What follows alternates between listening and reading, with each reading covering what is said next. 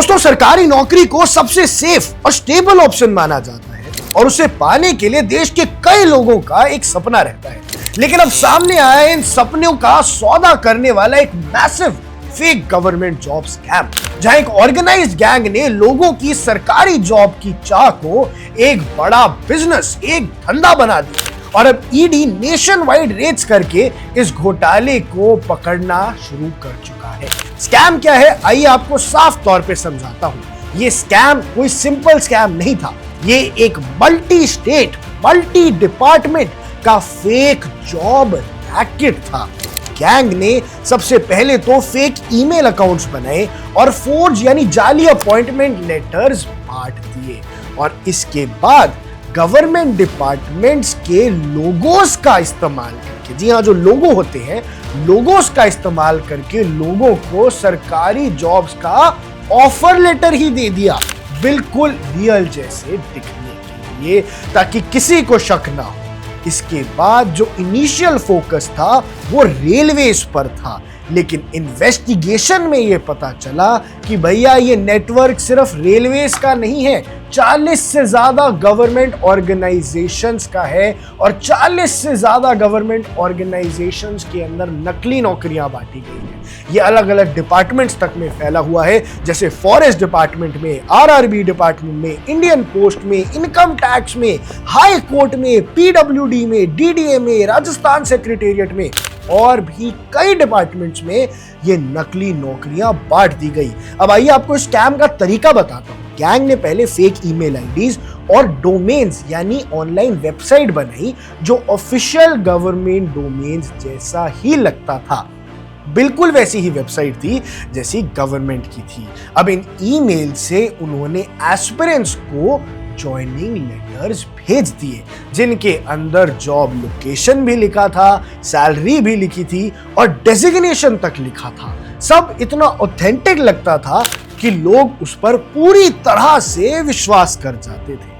अब इसके बाद शुरू होता था इनिशियल पेमेंट और सैलरी का दिखावा। ट्रस्ट जीतने के लिए, जाल बिछाने के लिए सबसे शॉकिंग बात यह थी कि स्कैमस्टर्स ने कुछ विक्टिम्स को 2 से 3 महीने तक इनिशियल सैलरी भी दी ताकि उनका ट्रस्ट जीता जा सके, उनका भरोसा जीता जा सके। और उन लोगों को लग रहा है कि सरकार की तरफ से सैलरी आ रही है, उनको ये दिखाया गया कि भैया वो आरपीएफ, टीटीई, टेक्नीशियन जैसी पोस्ट पर अपॉइंटेड हो गए हैं।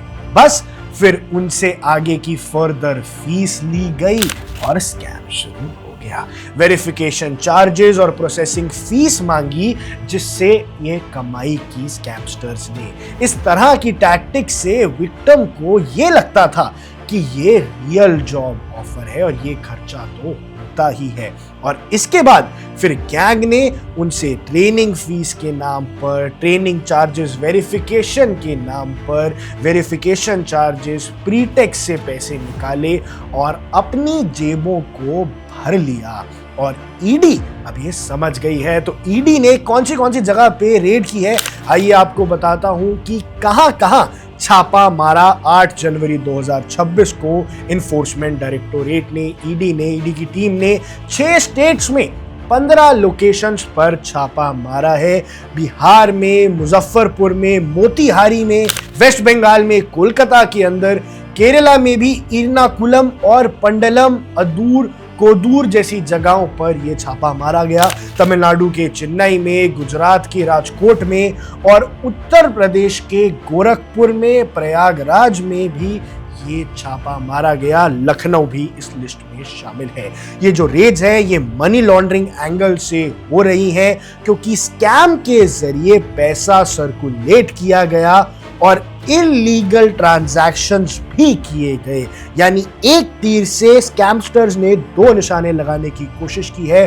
अब सच्चाई क्या है कि ये स्कैम सिर्फ एक फेक लेटर का झोल नहीं था, ये लोगों की जॉब एस्पिरेशंस को, उनके सपनों और सेविंग्स को टारगेट करने वाले नेटवर्क की सोची समझी साजिश थी। लोग भरोसा कर अपने साथ पर्सनल डॉक्यूमेंट्स भी भेज रहे थे, क्रेडेंशियल्स भी भेज रहे थे और कभी कभी पैसे भी स्कैमस्टर्स को दे देते थे, बस एक ऑफिशियल ऑफर पर बिलीव करके। और उनकी सारी आईडी, सारी डॉक्यूमेंट्स के जरिए मनी लॉन्ड्रिंग भी हो जाती थी और कुछ लोग तो पैसे भी दे देते थे।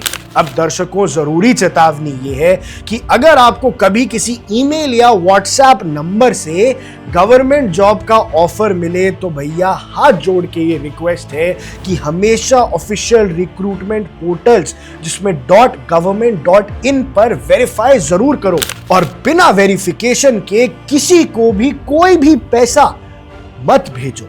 गवर्नमेंट जॉब्स में फीस डायरेक्ट एप्लीकेंट से यूजुअली तो नहीं ली जाती है और अगर कोई बोल रहा है तो आपका काम है सतर्क हो जाना। ईडी अभी भी रेड्स और इन्वेस्टिगेशन में लगी हुई है और इस स्कैम की और भी जो लेयर्स हैं और भी जो मेंबर्स हैं या एक्सेसरीज हैं वो पकड़े जा सकते हैं। ये केस सिर्फ एक क्राइम नहीं है बल्कि देश भर के जॉब एस्पिरेंट्स के लिए एक वार्निंग बेल भी है कि कहीं सरकारी नौकरी की चाह में आप इतने गुम ना हो जाओ कि किसी स्कैम का शिकार हो जाओ। आप देख रहे हैं वन इंडिया, मैं हूं आकुश Kaushik. Subscribe to One India and never miss an update. Download the One India app now.